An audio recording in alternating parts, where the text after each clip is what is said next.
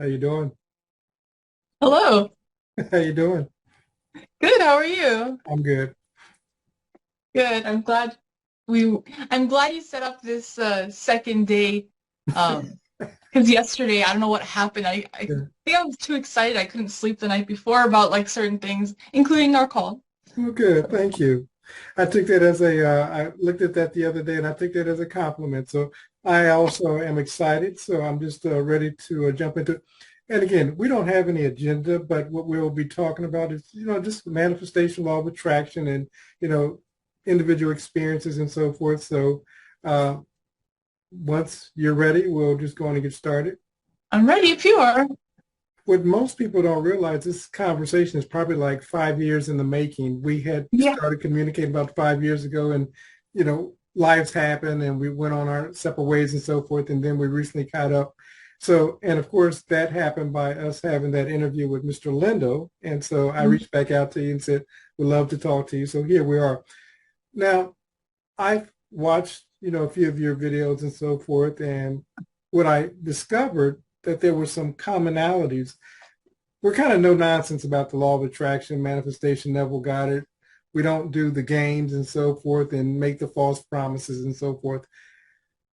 Where did that come from on your side?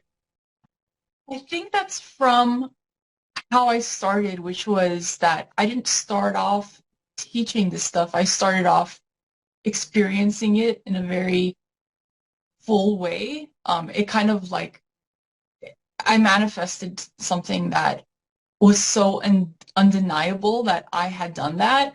And when it showed up, it was sort of very, very, uh, I want to use the word serendipitous, the way everything happened, that my whole career started out with the bang of like how I manifested in my life. And just knowing how I went through the process Mhm.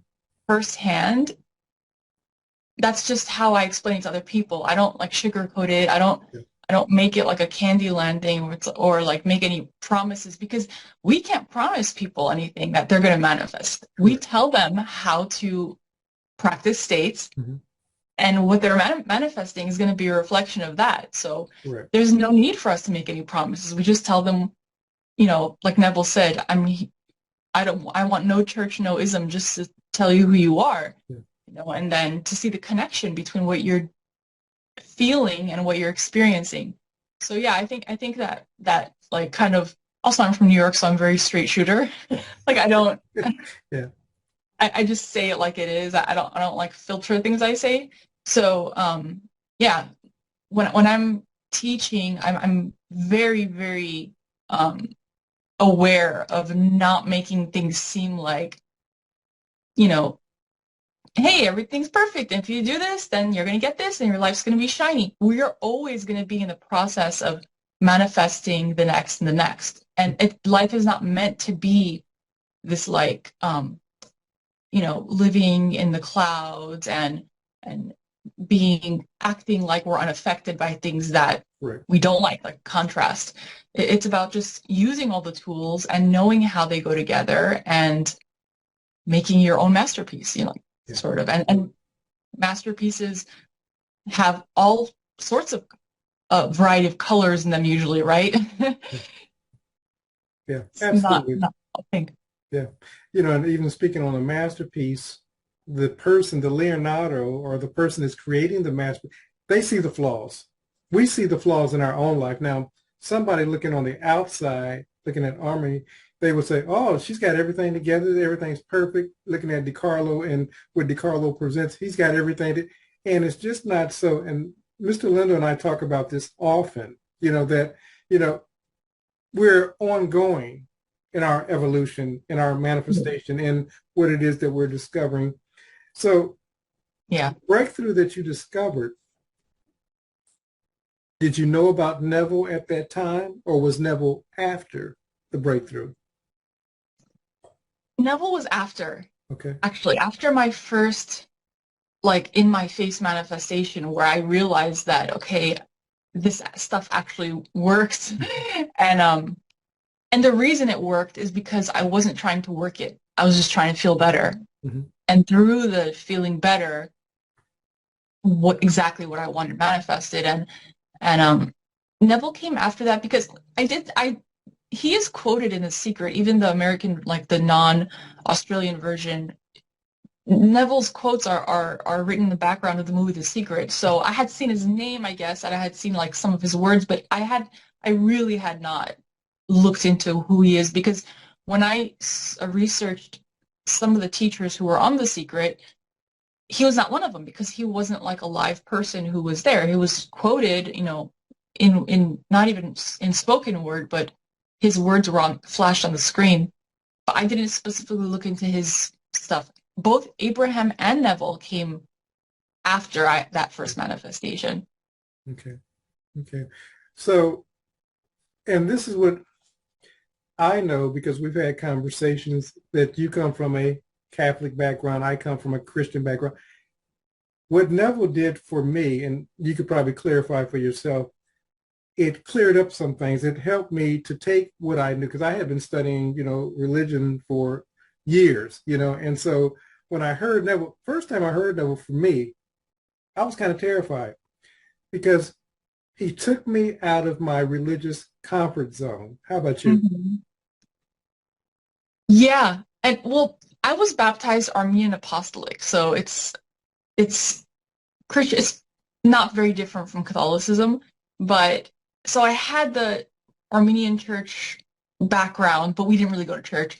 And then I went to Catholic school, so I had more. That's where I really learned more about scripture, and then the religion itself of Catholicism.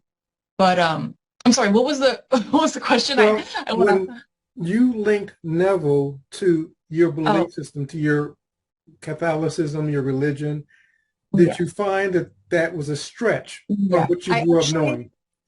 for me, it was more like the religious influences and spiritual influences I had before I came across Neville's work.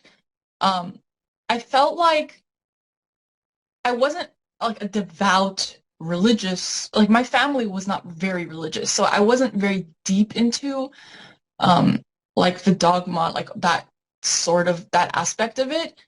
But I went when I was studying, when I was learning religion in school, I knew that there were some holes in it. Like Yeah, I knew that um they mean well, and some of it feels good, yeah, but a lot of it, some of it doesn't, and I just didn't, I just sat with that, and I didn't feel the need to make it make sense. I mhm, just like appreciated the good parts of what it was, and what role it had in my life at that point. So when I came across Neville, it didn't scare me. It more just immediately those holes filled in. got you. Yeah. Okay, and that's actually a good point. For me, that's actually what it ended up doing. What I guess, and I'll give a short example. For many years, I was involved in church and so forth, and so I was also teaching and so forth, Oh. and I was in a community. Mhm. And being in that community, there was like accountability and so forth. So after I linked to Neville, a person that I was in like Bible studies with and studies with, she reached out to me and she says, "Brother, I'm a little concerned I've got about this, most of about this it. Neville person and so forth." And I told her, I said, my relationship with God has actually grown deeper since my experience with Neville than it was in traditional Christianity. I said, but because I don't want to offend you, what I'm going to do in love is unfriend you so that my posts won't come to you. I said, because I don't mean any offense. So shortly thereafter, I unfriended her. Her husband reached out to me to befriend me. So I guess he wanted to see what she was talking about me talking about Neville. And so that was when I said it stretched me beyond my traditional religion. So Yes. have you experienced any of that? I've had um two people who I call cousins. We're not technically related, but we kind of grew up together with our families. Mhm. So two separate people who are not really tied to each other, who are they're born again Christian now, and um we grew up in the same faith, but yeah, they're Christian. They're Christian. And they both separately messaged me at certain points in the first few years of when I was openly teaching this stuff, and they expressed concern that they read that this is like the devil's work. One of them was saying, this is the devil's work. I'm concerned about you. They forwarded me an article to read because they read an article that made them feel that way. And I just like, I was kind of a people pleaser growing up. I don't know if people pleaser is the right word, but I was like goody two shoes, kind of like I did well in school. I behaved. I got the awards. You didn't Like want to cause any waves. You weren't one to cause waves. Yes, yes, okay. and which I guess sort of leads to people pleasing in a way, because the feedback that I was getting from people's approval is what I until then was using to say I'm doing the right thing because people are approving of this. Yeah. You know, so that was the first time that not like to an extreme, but there was an aspect of that. But when I understood these teachings and I saw how they are completely true in my own life, even tracking back to the past, I can think back and be like, oh my gosh, this happened because I had felt this way. This happened because I had felt this way. Yes. And so that was the first time that I got some pushback from people who are close to me. I know they're good people. I know they mean well, but I didn't question myself. I didn't say, maybe I'm wrong because these people are good people and they're telling me that this could be bad. I had that inner conviction. I knew that this was good. I knew that this was actually how we are creating our reality, and that it was good. And not only was it good, but their worry for it, their worry about it, I kind of felt like, if anything, if I was the one to be concerned, I would be concerned that they're being kept from these truths. So while they think that they were helping and protecting me by giving me that advice of like, be careful with this stuff because it could be the devil's work, you know, I was actually able to hear that and not be too moved by it, and know that I'm actually wishing that they weren't so limited in their spiritual, you know, journey, that they're afraid of this. Like, what are they being taught that they're afraid of this, which is freedom? This is freedom. You asked the question, what were they being taught? I was them. And literally, so had you caught me, that's so important for you now to have had that experience. Correct. If you had caught me some years back, and I would have heard you teaching on this, because the indoctrination that I received through the church was anything unlike what it is that we teach. And the funny thing is, many of the principles, for those whose eyes are open, align with Scripture. But the church, in my experience, had kept us powerless to just trust in a person and to trust in solely what I teach you. And if you go outside of what I teach you, not what Scripture teaches you, not what Spirit teaches you, but what I as an organization teach you, then we start talking about demonic, we start talking about sadism, we start talking about the occult, everything it's like these buzzwords to keep you silent, you know. And so that was my experience. So when people come on my page, when they show up on my YouTube channel, Instagram, whatever, I have a level of understanding, so I'll communicate. But what I don't try to do is convince anybody. My job in what I do right now, what Mr. Lindell and I do together, our job is to teach you that you think. And as you think, be it done unto you. Ours is not to give you a God to choose from. That's not our purpose. You to discover that for yourself.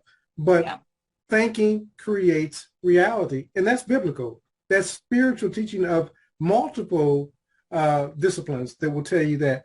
But like I said, when the religious person hears that, it sounds like it's outside. Jesus says, be it done to you according to your faith. As a man thinks, Scripture says, so It's has it. On and on and on it's and on. woven into scripture all It's throughout. woven, absolutely, absolutely. So yeah, interesting, interesting. So as you, I do have a question. I was thinking about this, and I've been thinking about this for a few weeks now, probably a month now, with AI, the advent of AI. Wonderful too. I love AI. I love the tools and so forth. Now, many of us, we hear AI and we go, oh, that's demonic. Again, that conversation comes up. But my biggest challenge with AI is, whether it be with Neville or Joseph Murphy, or, right now I'm listening to something from Napoleon Hill. I have to, yeah. Yeah. People have taken AI and they've created new texts. And what I mean by that, for example, Neville didn't teach on the principle of, let's say, SP. Matter of fact, if he taught anything about SP, he was kind of against it. And he tells a story, and the story, I'll do the short version of it. Young lady's about ready to get married, and she says, it's got to be that man. And Neville said, that man or no man? She said, it's got to be that man.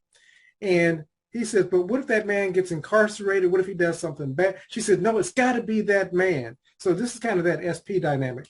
And Neville said shortly thereafter, she got married and she was walking down the aisle, but it was somebody totally different. And she kind of looked at him with that look to say, well, okay, it's not that man. A sheepish look, yep. Now we have people that literally are creating Neville speaking in his voice and these programs, and Neville's now teaching on SP, and that's my biggest concern with AI. I don't mind AI that takes Neville's work and verbatim puts it back out there so that you can hear it, so the quality is much better, because some of those audios are terrible, the older audios of Neville. So if you could take AI and kind of revamp them and bring them back up to speed using what Neville said. But a lot of people that are new to Neville, they won't know the difference between what Neville actually said and what people are making him say. So they're putting words in his mouth. Absolutely. Yeah, and I want to touch on that, the story of the bride walking down the aisle who had said, this man or no man, and then she kind of like, Neville sees her walking down the aisle, right? And she kind of looks at him like a little, like, not embarrassed, but maybe just like knowing that, okay, so this is actually the guy I really wanted, and it's not that guy. But you may know this, what I'm saying, what I'm going to say right now, that the majority of people who are in that SP community who are wanting to manifest a specific person, whether it's an ex or not, when they hear that story, they are likely to hear that as a failure, because from their perspective of their state that they're hearing it from, they're imagining that that girl walking down the aisle didn't get what she wanted. But the fact of the matter is that she actually did get exactly what she wanted. It's just that it was in a different package than she thought it had to be in. She was probably happier because she's walking down the aisle.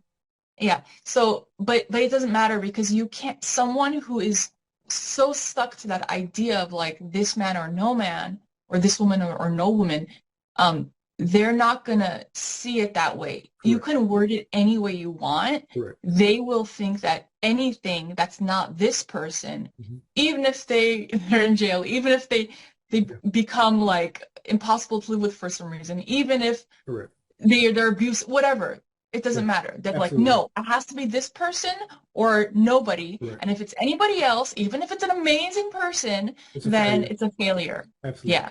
Absolutely. And I think that says a lot about the fact that they're not even feeling into it. Yeah. They haven't made that connection between, what do I want to feel like when I'm in a relationship? And they're stuck to this idea of like, the reason they wanted that person in the first place, because they maybe made an initial contact with the idea of that person and that feeling they wanted, and they have not worked on it ever since. They have not evolved that feeling. They have not really felt into it. They just still have that memory of this person equals my happiness forever. Yeah. But that's where it stops. Yeah. It's funny that you say that, because I remember, being single and just being out there and so forth. And I didn't know anything about Neville Goddard at that time.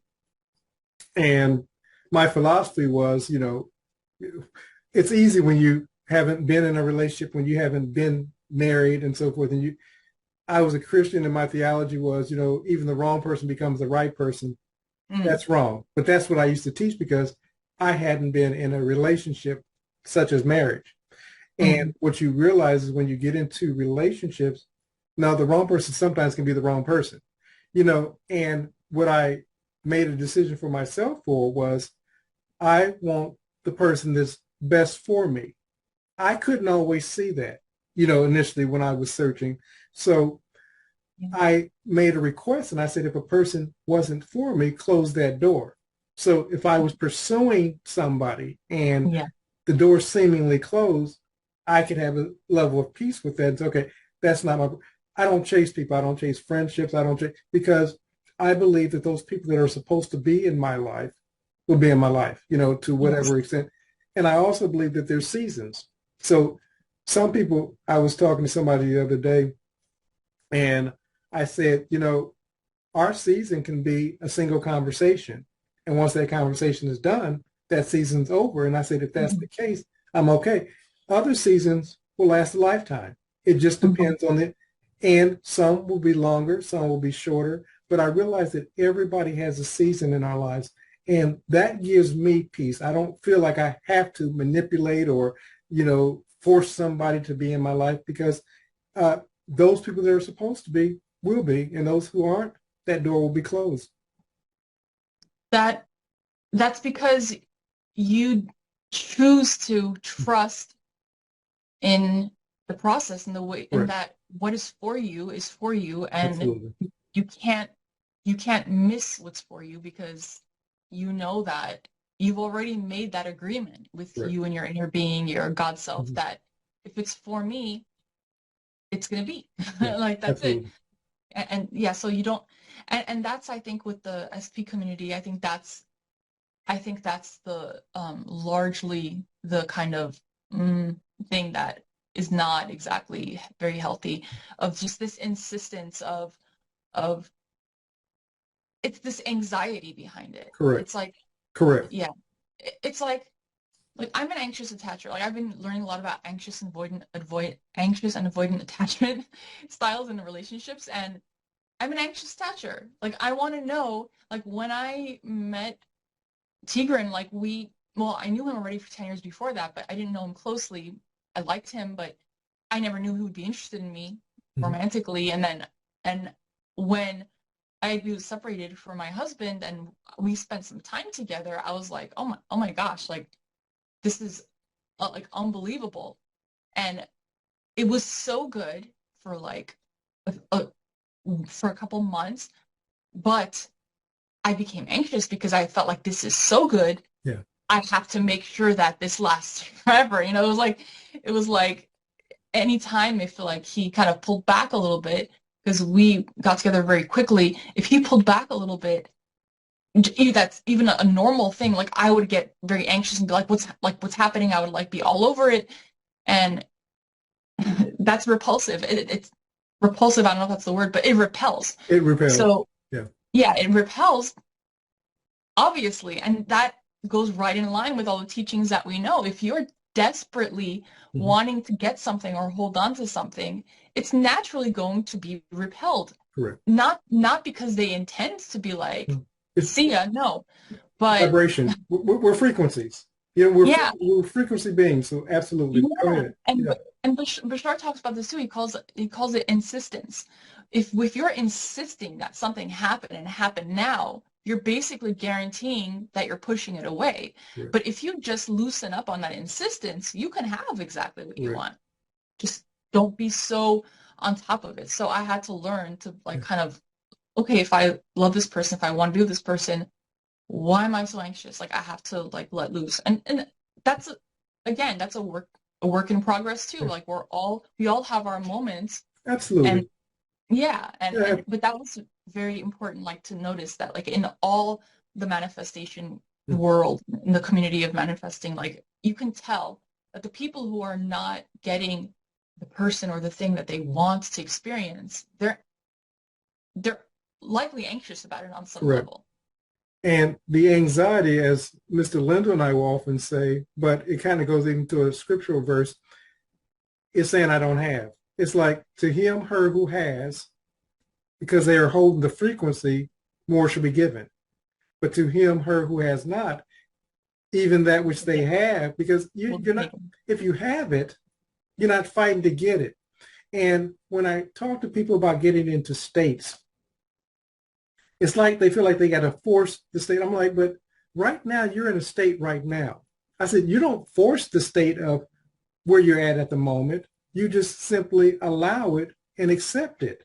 I said, yeah. Likewise. So if you're in that relationship, and you're absolutely correct. And this is, I've been that person. I remember when I was dating a young lady way back when, and I felt that somehow I was going to lose her. And so I was trying to do everything to ensure that I didn't lose her, but it was the thing that actually repelled her. And we call it repulsive, whatever, but it did repel her. And it's funny, I was acting out the SP dynamics at that point. So I was trying to get her back. And I told her, I said, I've changed. Just, let me prove to you that I've changed. And the only thing that showed up was I was more of the same. You understand? And it wasn't until I was able to completely let her go. We never did reconnect and get back together, but I got to a place that it was okay, And, but like I said, is when I tried to force it, when I tried to show her that I was a different person and so forth, only thing that showed up was the old me. Yeah, you're just proving that you're the same because you feel the need to explain yourself Correct. And to prove yourself. Yeah. But when you actually have changed states, you don't have the need to prove it. Exactly. I understand this. I know that we're both in agreement. We're not speaking against SP. I believe that if you're holding the vibration, I believe that you can have literally anything that you can hold in vibration. Now, will it always come in a package that we think that it's going to come in? Like, for example, let's say I want to be a millionaire. Let's use that hypothetically speaking. If I say to myself that the bridge of incident has to be this, then I'm limiting how God, universe, source, energy, life force can bring about that $1 million idea. And of course, infinite intelligence can bring money about in infinite ways. Now, let's say I say a loving relationship. If I say that she has to be blah, blah, there's certain criteria that I'm going to have. There's certain criteria that you're going to have in a relationship. I mean, that's a given. But there's certain things that we're going to be a little bit open, for.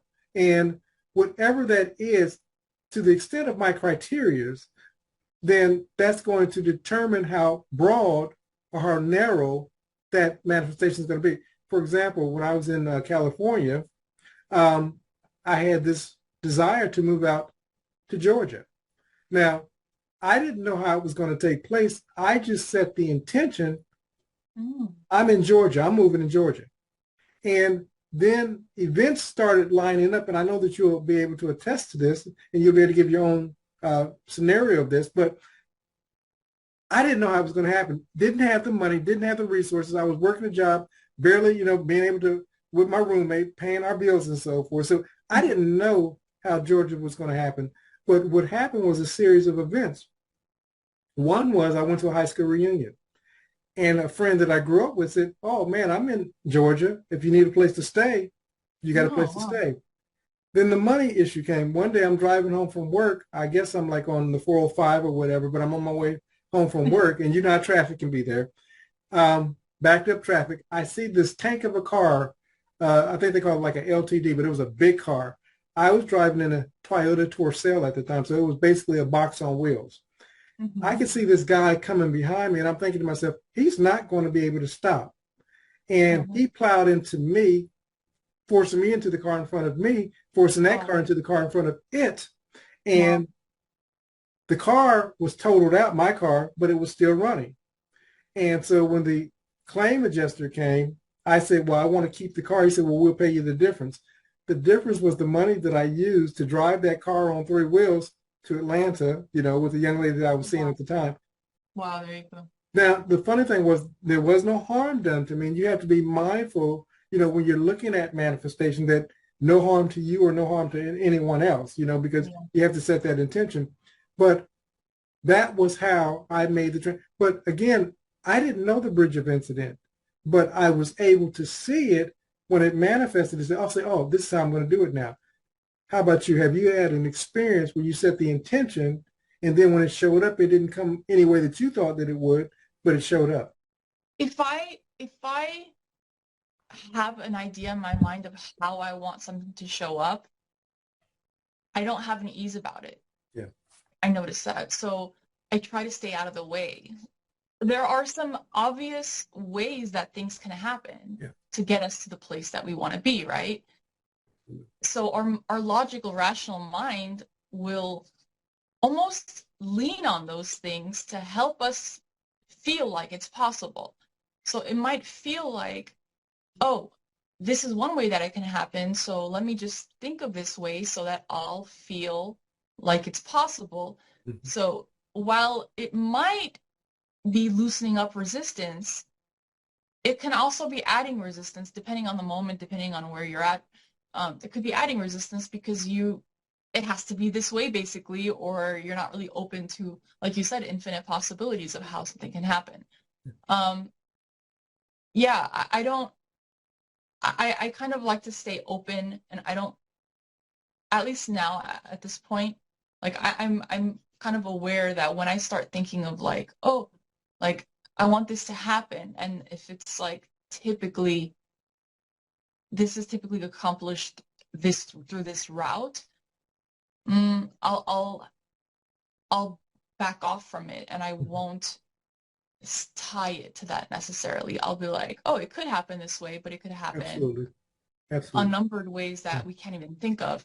And first, if I think of a specific example while we're talking, I'll bring it up, but it's just, Yeah. I feel like that's just a constant overall feeling of like, I know that if I want to know how it's going to happen, then I'm not trusting it. Yeah. So I kind of try to stay away from that. Like some people call it messing in the middle, right? In the community, in the Neville communities, they call it messing in the middle because it's like there's this bridge of incidents, and if you're insisting that happen, and there's some confusion, I think sometimes, understandably, what is considered messing in the middle, and what is actually part of the desire. Like I have some clients who have asked me like, I want this to happen, and I want it to be in this way, and they'll think that, oh, am I messing in the middle by saying, no,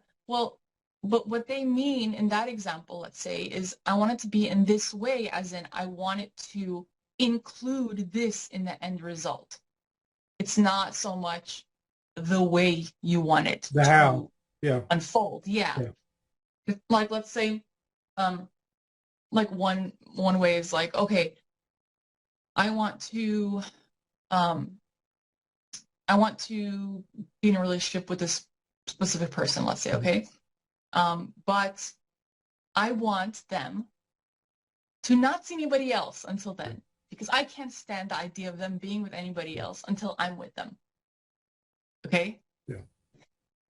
So what happens is so they want to be in a relationship with a specific person. If they become obsessed with less on the idea and feeling of experiencing a relationship with this person, and they become obsessed with the idea of like, are they seeing someone else? Are they seeing someone else? Are they dating someone else? Who else is dating them now? I can't have them. How come somebody else gets to have them? It just becomes this really obsessive lack idea. And then I say, well, why don't you just imagine being with this person, and when you're with this person, you feel good that we got together, and I feel good about who they're showing up as and what their life experiences have been until me, That kind of encompasses that feeling alone. It encapsulates, it implies that already. It implies that they didn't go around with like 10 other people in the time between you wanting them and you being with them. Yeah. So you can do that in a second. It takes like seconds to do that, to just add to the feeling of the wish fulfilled, of you're with them, you feel good, you feel valued, and you feel like they want to feel like last pickings, like, oh, they went around with everybody, now they're going to be with me, whatever,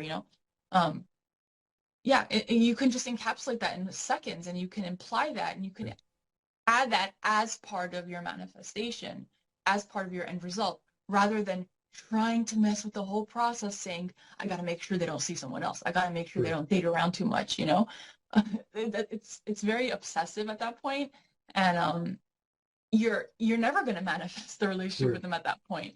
Definitely not in a way that feels good at the end, because you're allowing your focus to be on what you don't want, and messing with the process. You're not trusting it. You're not letting it go. Like, it's kind of like, sometimes I compare it to, like, imagine a baby chick, and they're so, like, kind of fragile looking. They're so light and fluffy, small, right?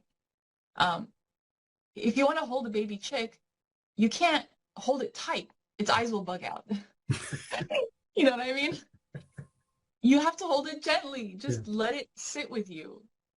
And I kind of see manifestation as that. Like, whatever your desire is, whatever you want to appreciate in physical reality, you have to hold it gently.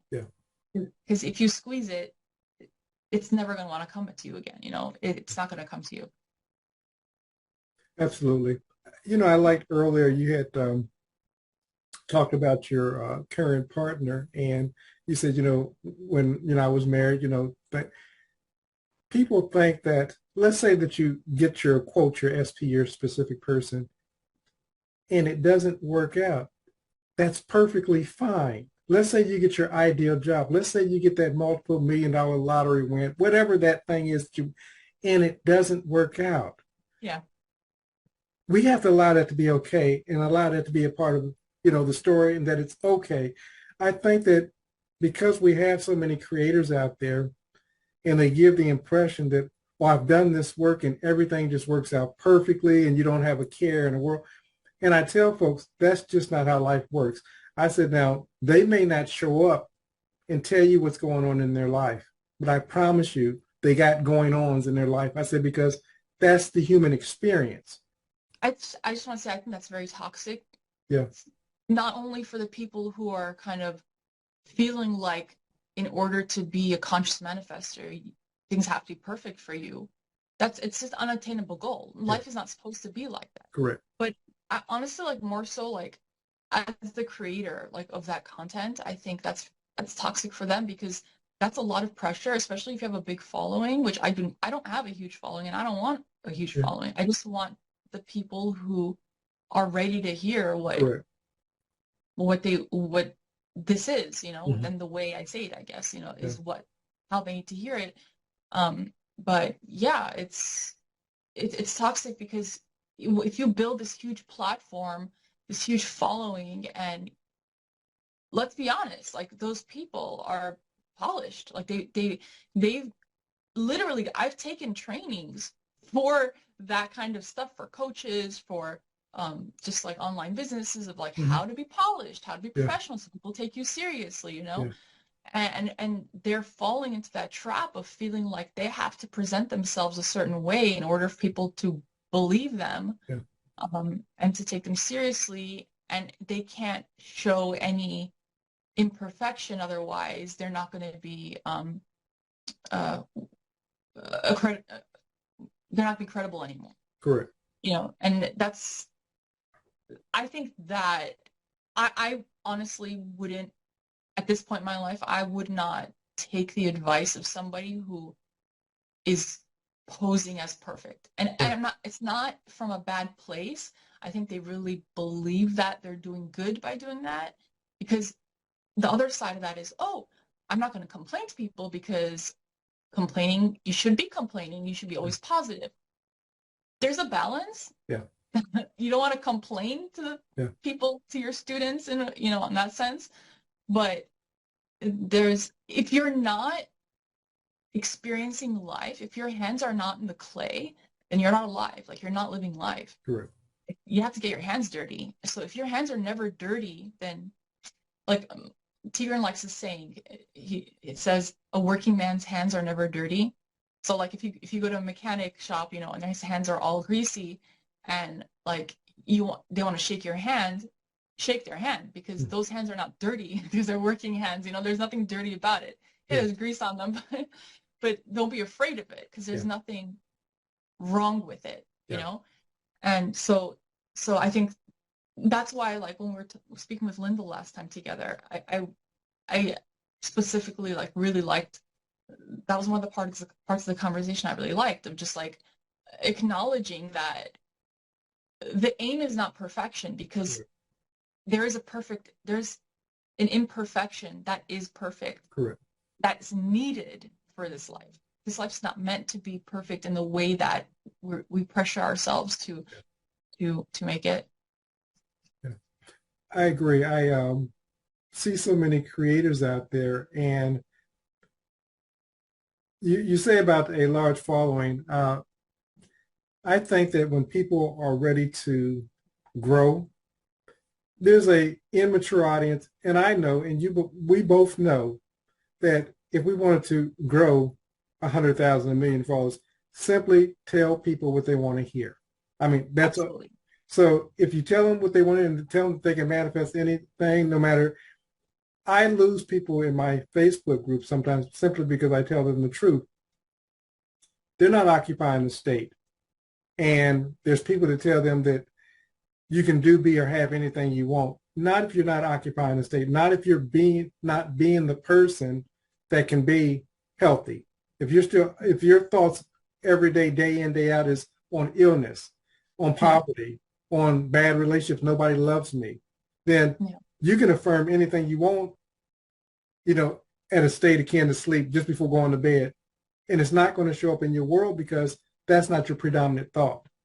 You won't really be able to even reach that state in your state akin to sleep if there's such a big gap between what your usual mental diet is in your inner conversations, and then it's just going to be, it's going to feel like there's this block, this wall between you and that feeling of trying to feel it.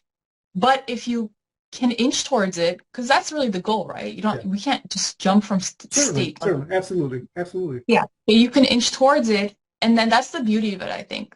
Exactly like what you were saying, that if you do accomplish that state, that end result in the state akin to sleep, then the next day it becomes easier to go back into that state throughout the day. And I like how Neville says, like, I think he's the one who said this, that like you wear that feeling like a perfume throughout the day. Like let it stay with you, let it linger with you. And that's like the goal sort of in this whole like processes thing. But that's attainable. It's attainable, and that's actually, the manifestation is just a byproduct of that essence. Yeah. I like that you stated about inching towards it, because many of us want to do quantum leaps. And so we want to go from broke to billionaire, you know, overnight. And typically it doesn't happen that way because there's a mind shift that has to happen. So it may be listening to Neville Goddard, Joseph Murphy, Dr. Joe Dispenza, whomever, and all of a sudden you hear something and it clicks. So that click of that new idea, that new concept takes you closer. Then all of a sudden you listen to something else. Now, sometimes that getting closer will allow you to do a quantum leap. So one day you move from, you know, being homeless, and then all of a sudden you get an apartment because that one click, and then it opens up a new opportunity and a new opportunity, and it builds upon it. One day you look back a year, 5 years, 10 years, and you look at this amazing life, but it didn't just happen. There was a process that typically takes place. Now, in the happenings, there are those things that happen rapidly, but then there's those other things that seem like they take a little bit longer. Has that been? Yeah. And I think that, like, I feel like a big leap is, they happen. It's just we're not paying attention to the fact that that big leap is actually made of small, small movements. You know, it might we might have this idea of like, oh, everything changed right away. I changed my state and everything changed. Well, it might have happened very quickly, but it happened in increments that we're not seeing it as. Correct. And that's kind of how I kind of like to incorporate Abraham's teachings to this stuff, because I think they specifically have a good way of like the moving up the emotional scale. I think they explain that well, because when you're wanting to make a quantum leap, let's say like emotionally, like you feel like crap, like you're in despair, and then you want to feel joy, right? It's like you're not going to go from the bottom to the top of that emotional list. Not that you can't. It's just that from where you are, you can go to the next one, or you can jump to. Like you're not going to go like completely. You will in the whole picture of things. It's just that are you counting it as one jump from there to there, or are you seeing it as increments? Because even if it looks like one jump, it's actually you're passing through the other states as you get there. So it's not like it's empty space in between your point A to point B. It's happening in increments, whether or not we're acknowledging that. Correct. You say that. I did a study the other day, I guess it was on Sunday, and it was about shifts. Mm-hmm. And I took them like through a 5-step process in the cross they called shift. And I told them, I said, listen, I'm taking you through these steps, and it may take me 30 minutes to an hour to take you through these steps. I said, but these steps happen in seconds, milliseconds. I said, so I'm telling you step by step of how to make the shift. I said, but when it happens, it's going to happen so fast that you're going to get in a habit. So when we're talking about the processes of Neville or Abraham Hicks or whatever, they may take us through a series of steps. But when we're actually going through the process, literally we're talking something, it seems like a shift of a thought that happens in milliseconds. All of a sudden we say, well, it just happened, instantaneously. It did and it didn't. So it's going back to what you said. There's those increments that we go through so quickly that we don't even realize that. For example, when you were a kid and you learned how to tie your shoes, the first time you were doing that over and over and over again, it seemed like an impossible task. But the second you got it down and it was on autopilot, you tie your shoes and it seemed like it's just one motion of tying your shoe. That's just not the case, but that's how we feel. Yeah. And I think, like you said it best, it is and it isn't. Yeah. It is that it happens all at once, but it also isn't. It completely depends on how you're looking at it in that moment, because yes, both are true. It did happen. Yeah. It was a quantum leap, and at the same time there was a process to it. Absolutely. So how do you manage, and I don't like using the term manage, but I'll use it right now. You have a client, and because of where they're at that moment, they're unemployed. So they come to you, they're unemployed, and say, well, by next week I want to be a millionaire. How did you manage the person's expectations so that they can get into a place that they can become abundant, that they can attract into their lives millions, or that relationship, or better health? How do you direct them so that they're having, at that moment where they're at, a realistic expectation? Or do you just say, oh yeah, you can be a millionaire and just start, acting like a millionaire? How do you handle that? I probably wouldn't have a session with somebody who's wanting to go from broke to millionaire. I don't always do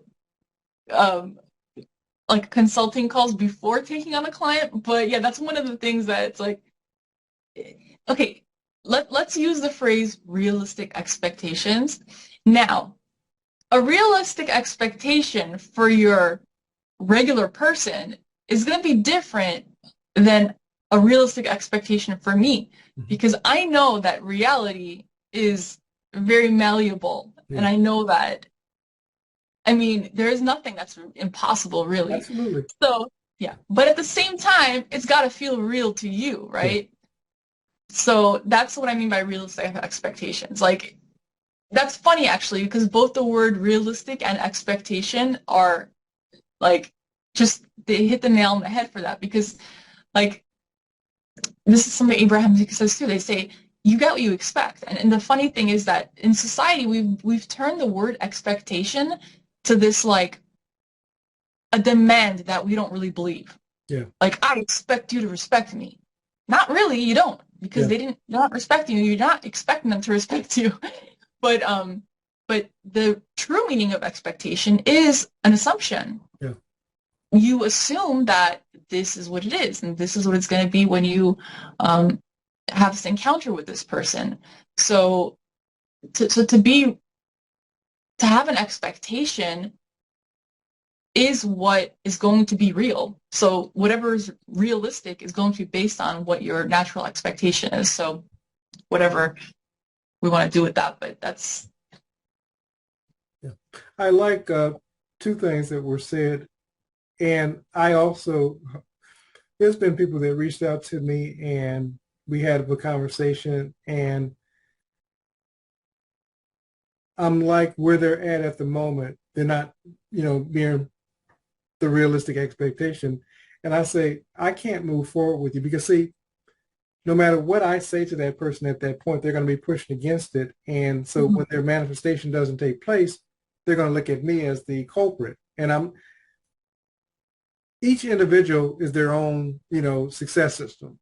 If success or failure, it's on the individual. My job is to only give you the tools. The tools, yeah. It's not to manifest for you. I give you the tools so that you can get in the frequency of that, but you can choose not to be in the frequency. And so when I realize that people are not in the frequency, often people may show up in my Facebook group, for example, and they say, well, I've had bad knees for 20 years, and, I'm imagining a state akin to sleep that I'm going to have new knees by tomorrow. And I'm like, but that's not been your self-talk for the past 20 years. So it's really challenging for you. I said, I'm not saying that it's impossible, but the truth of the matter is, do you believe it? And most of the time, they don't. So they think that in simply just saying it, that I'm going to be a millionaire, that I'm going to be in a loving relationship, but they don't believe it. They think that the affirmation in itself is enough. Yeah. And the truth of the matter is, it isn't enough. It goes back to the frequency. It goes back to the vibration. If you can't hold that in frequency, if you can't hold that in vibration, then you're not going to hold it in the physical reality. Yeah. It's a jumping off point, though. I mean, it's like, it's sort of like, that's the point where you realize that you want this thing, which is an important part of the process. Absolutely. It's just, that's not going to get you there. You still have to move through, the positions of levels of belief on this thing. And belief is what? It's just a practice thought, right? You can believe anything if you keep saying it to yourself. Correct. Well, as long as you're not resisting it at the same time. Right. Eventually you're going to buy into it. How do we have the beliefs that we formed during childhood? We just kept hearing it around us. Right. Other people who believed it, other people who, and it became their reality, so it becomes ours because there's this natural expectation. And even beyond that, what happens as you start believing, evidence starts showing up. Mm-hmm. You understand? It's not just that we solely, for example, I told you about the accident and me wanting to move from California to Georgia. Mm-hmm. Evidence, like the person at the high school reunion, like the car accident, like the job giving me the severance, there were things that showed up. Once, for example, for the person that starts to say, okay, I want to be a multimillionaire, evidence is going to start, a job opportunity is going to present itself, a business opportunity is going to present itself, somebody that they didn't know before all of a sudden is going to come into their life. Your life is not going to stay what it used to be when you're making that transition. It's impossible. If you're looking at a loving relationship, for example, and you're not a nice person, opportunities are going to start showing up where you can be a nicer person. You understand? Yes. Because it's supporting you. It's supporting you towards that. Absolutely. Absolutely. So that's the key, no matter what it is that you want. And this is why I tell people, Neville says, live from the end. So living from the end speaks to a lifestyle. Many people want certain things to show up in their life, but they don't want the lifestyle. They don't want to be the millionaire. They don't want to be the person in the loving religion. They don't want to be somebody who's healthier. You understand? Yeah. And they keep Yeah. saying, why isn't this showing up in my life? Because you're not embodying, you talked about it earlier, embodying, clothing yourself with the Yeah. perfume or the feeling of the Right. lifestyle. Right. Exactly. The sense of it. And the funny thing is that we do that, everybody does that when we're waiting for the evidence in order to enter the state. Yeah. But the evidence is only, it's a reflection of your state. That's it. So it's like, you can play this game forever, but you can say, I'll feel that way when it happens, but it's not going to happen until you feel that way. Absolutely. And the reason we don't always make that connection is because we don't realize we were feeling a certain way when that thing shows up. Because Correct. we were doing it like idly. We were just like, Wasn't thinking you about it. know, Yeah, just didn't even give it a thought. It happened naturally. And it goes back to what Neville would often say when manifestation shows up. People say, well, it would have happened anyway because it happens so naturally. It's, I tell people, everybody's expert manifestors. Most of yeah. us are just manifesting what it is that we don't want, and we're doing it very well. Yeah, So, exactly. yeah. Yeah, exactly. It's funny. At one point during our conversation, I thought of this story. It was something you had asked me, and it reminded me of this story. I have a friend who is also a coach. His name is Jerry. He actually started a clubhouse group of like mostly coaches, and it's very Neville focused. And this was Clubhouse. I don't really go on a Clubhouse anymore, and the group kind of just turned into like a text thread that we keep in touch with. But I met him because he invited me to be in this Clubhouse conversation. And the funny thing is that it's very interesting, his story. I think at that point he was living in Chicago with his wife or girlfriend, I don't remember. And I think they had a child. Their child was like a baby at that point. And I think they didn't want to stay in Chicago. Like they were looking where to move to. And they weren't really clear on that. But he knew that he had to enter the state of what it's like to be living where he wants to live, even if he didn't know where that was. I can't remember now if he specifically knew that was Hawaii or not, but he would literally, I remember him saying he would go into the closet, because that's where it was quiet. And this reminds me of when Lindell says that he used to go to the bathroom and sit on the floor and meditate. So he would like go close the door, I guess, and just like go into the state of what it feels like when he's living in that place that feels good to live there. Um, at this point in his life, what's going to feel good at this point in my life? So apparently he got an ad like shortly after that for like it was like a good deal on tickets to Hawaii. So he bought it that moment. He bought the tickets for them to go to Hawaii without even telling his wife. And he basically was like, okay, now I have to tell this woman that we're moving to Hawaii just on like a whim, because he trusted it, because he knew that all this time he had been going into his workshop, in the closet, and feeling himself into what he wants to feel like, when they move to wherever it is they move to. So he trusted that, and he did it. And they've been living in Hawaii for a while, and they have 3 kids now, and they're like living like in like farmlands, and they have all this like awesome stuff they're doing. So, and he's coaching, so it's kind of cool. Like it really is that simple, and it seems like so. It's like when you can't like hold on to, you can't grasp the evidence yet, and it seems so out of logic. It's just not rational, and I like what that Neville really focuses on. Like, don't base your beliefs or expectations on what's rational, because if you're going to wait for something to feel rational for it to feel like, okay, I can manifest this, then you're never going to manifest anything new, because anything that feels rational is just old news at that point.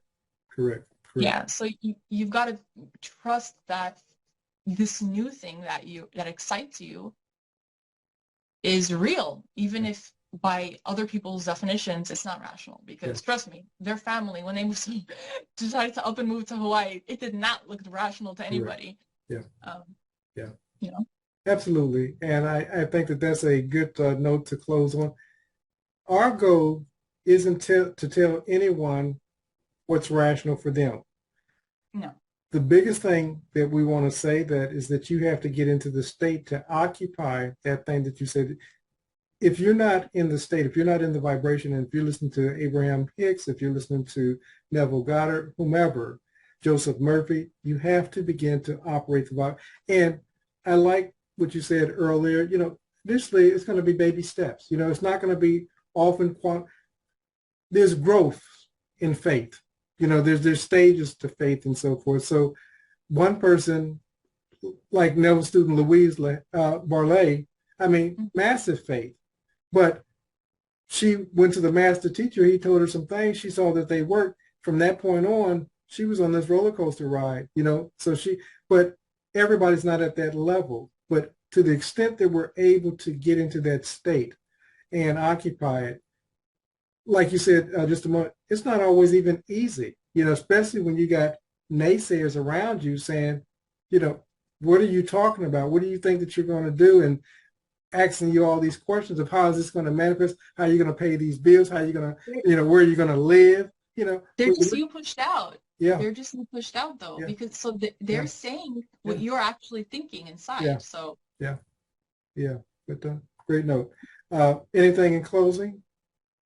Yeah, you mentioned Louise Burley. Did you see the videos short videos I had made about I spoke with her son? I didn't, but I'll go back and I want to say this before we do wind down. You've reached out to a number of people and had some success in reaching. I pretty much talked to Lindell, and I know another student that used to go with his mom. His name is John. So he and I will, you know John. Yes, I have a video with him. Okay, so John and I will speak again. He's in my group, so I'll reach out to him. Really? One time I reached out to him, and the question was about Neville charging. Everybody says, Neville did charge. And I try to explain it. I said, Neville in his own talks, if you listen to enough of Neville's talks, Neville tells you that he charged. Now, he didn't pass a plate when you got inside. There was a door fee. And so I reached out to John. Correct. And as I told, and I reached out to Mr. Lindo. I said, did Neville charge? He said, yes, he did. He said it was nominal. It was, you know, $2 to $3. But that's what Neville said. And matter of fact, one of Neville's students, the black guy that manifested real estate, said that he said that he and his wife had enough money to go to so many Neville talks and then be able to pay the babysitter and so forth. But he had that level of success thereafter. So the whole point was Neville did charge, but people come back and say, oh, Neville didn't charge. Well, he did. They misunderstand what he was saying. What about when another supporting fact for that is when he tells a story about when he came to Los Angeles, they were still living in New York.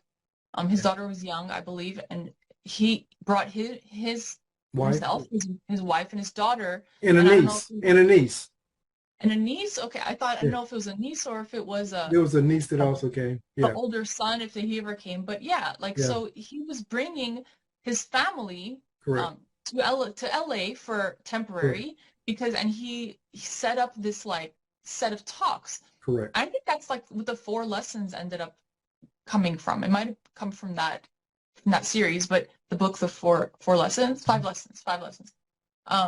So basically, he had agreed before he came here with some religious organization that he was going to use their space to do his talks. And when they found out that he was charging like, I think it was like $100 for like the 5 talks, which was a lot then, you know. When the person who ran the church, when he got here, he was talking, they were speaking, and they're like, we don't even charge that much for our events.